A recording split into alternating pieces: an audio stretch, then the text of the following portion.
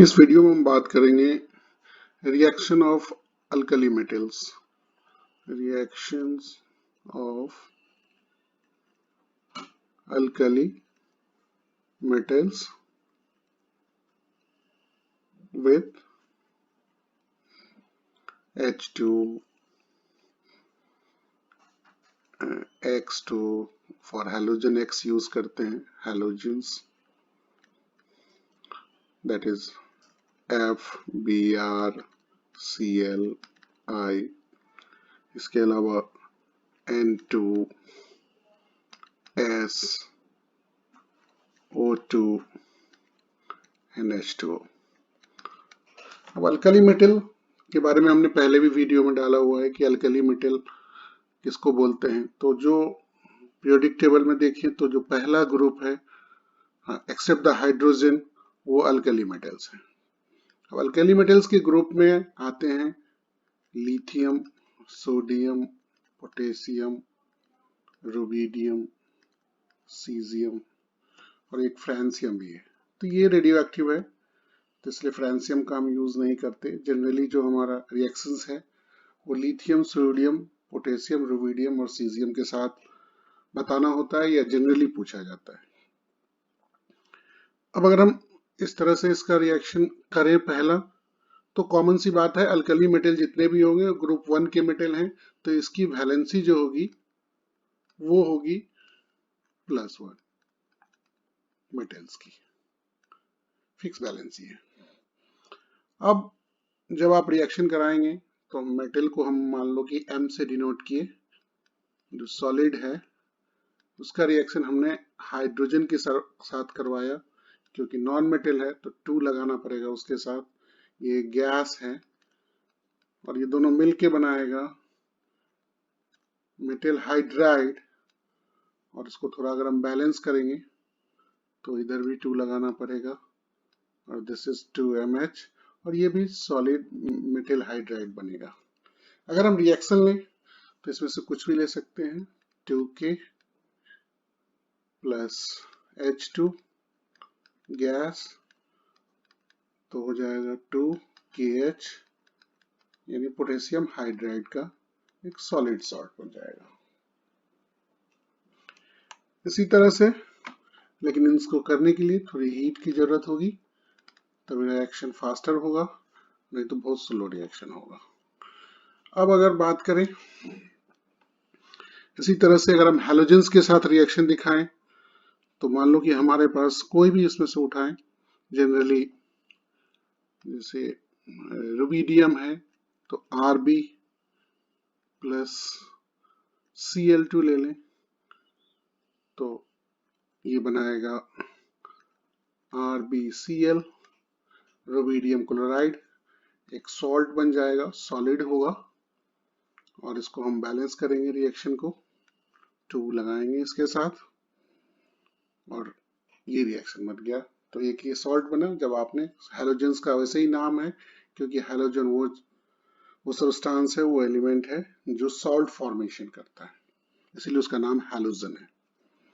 इसी तरह जब आप सल्फर के साथ रिएक्शन कराएंगे, तो जैसे हमने पोटेशियम को सल्फर के साथ रिएक्शन करवाया तो ये बना K2S, चूंकि सल्फर का जो वैलेंसी है वो 2 है तो इसके ऊपर ट्रांसफर हो गया। जब बना पोटेशियम सल्फाइड, उसके बाद इसको हम थोड़ा बैलेंस कर लेंगे और बैलेंस करने पे इधर 4 लगाएंगे, इधर 2 लगाएंगे और ये भी हमारा सॉलिड मिल जाएगा। तो इस तरह से आप किसी को भी ले सकते हैं, सोडियम, पोटेशियम, रुबिडियम, जो भी अल्कली मेटल्स है। और अल्कली मेटल्स आप जानते हो कि वो मेटल जो वाटर में रिएक्शन करके जो है बेस बनाता है, स्ट्रॉन्ग बेसिस होते हैं। इस तरह से जब आप ऑक्सीजन के साथ रिएक्शन करते हैं तो वेरिएबल फॉर्म में अवेलेबल होता है ऑक्सीजन के साथ। वैसे जनरल फॉर्म जो होता है मेटल का, उसको जब आप ऑक्सीजन के साथ रिएक्शन कराएंगे तो वो बनाएगा M2O। लेकिन अब इसमें देखें कुछ रिएक्शंस, जैसे कि जब लिथियम के साथ नॉर्मली रिएक्शन करवाते हैं ऑक्सीजन का, तो ये बनाता है लिथियम 2 ऑक्साइड, और इसको बैलेंस करने के लिए हमें दोनों तरफ इधर 2 लगाना पड़ेगा, इधर 4 लगाना पड़ेगा, तब जाके ये दोनों तरफ बैलेंस होगा। ये लिथियम ऑक्साइड बनाता है। वही अगर सोडियम के साथ देखें तो एक और फॉर्म है, ऑक्सीजन के बहुत सारे फॉर्म में ऑक्साइड्स होते हैं। तो ये जो है इसके साथ जब O2 का रिएक्शन होता है तो ये बना रहा है Na2O2। ये अगर इसको भी हम बैलेंस करें तो इसमें 2 लगाना पड़ेगा, और इसको बोलते हैं सोडियम पेरोक्साइड।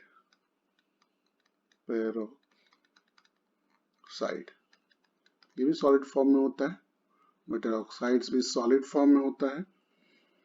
एक और केस है कि अगर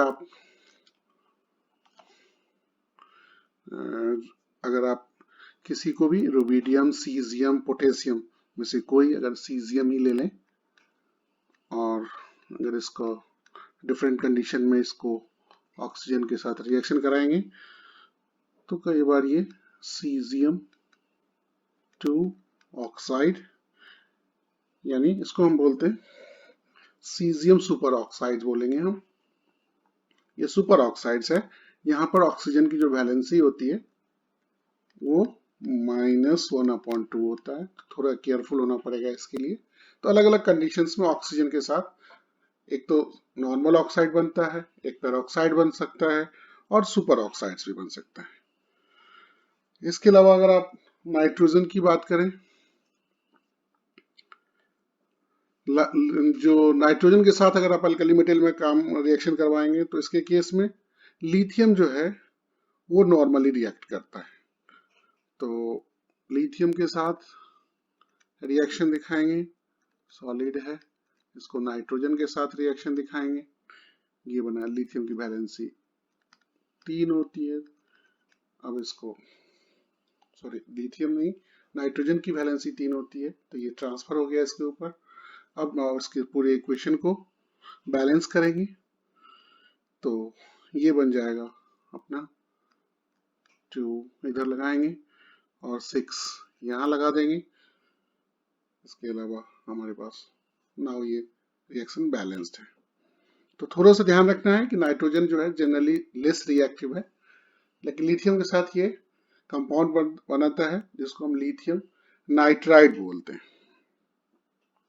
नाउ अगर हम वाटर के साथ देखें, वाटर के केस में क्या होता है कि जब आप किसी भी मेटल को, अल्कली मेटल को जब आप वाटर के साथ रिएक्शन कराएंगे तो इसका हाइड्रोक्साइड बनाता है, इसीलिए जिसके कारण हम इसे अल्कली मेटल बोलते हैं।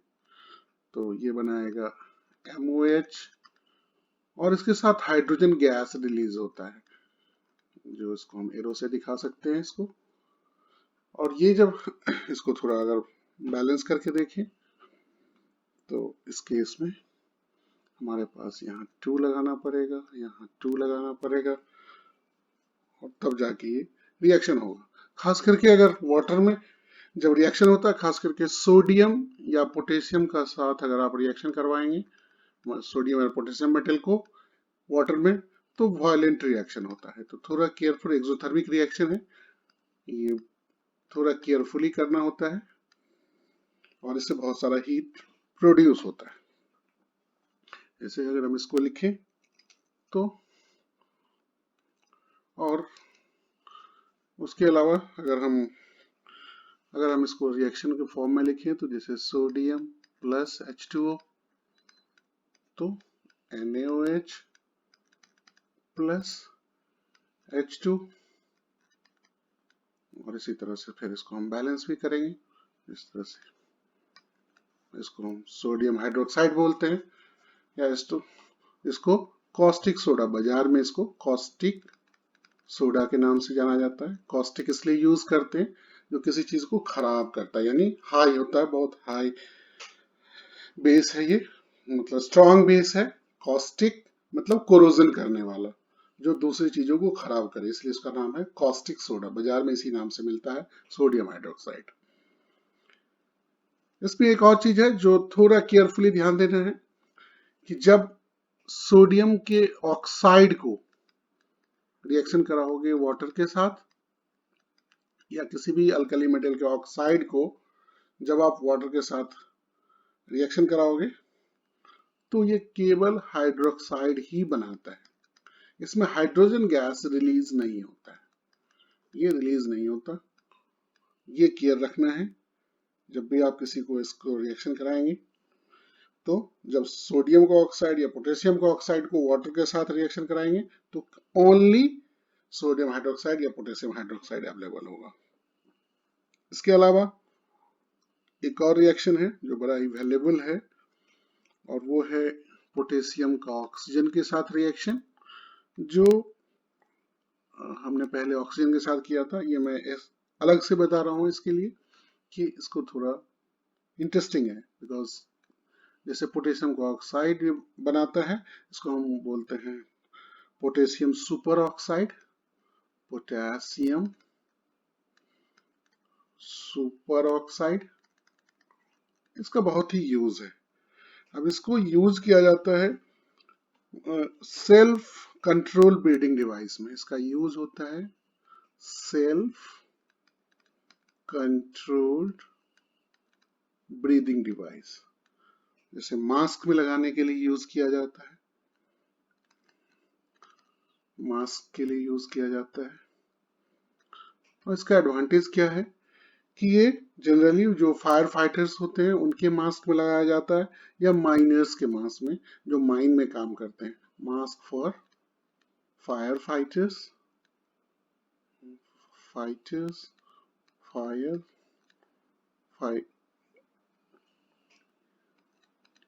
फाइटर्स एंड माइनर्स, इनके लिए यूज होता है। उसमें ये CO2 डाला जाता है और ये करता क्या है बेसिकली, तो ये मॉइस्चर के साथ, यानी जो मॉइस्चर है उसके साथ कंबाइन हो जाता है और फिर से O2 एक्सेल करता है, मतलब उससे O2 निकलता है। जैसे फॉर एग्जांपल देखिए आप इसका कि अगर आप CO2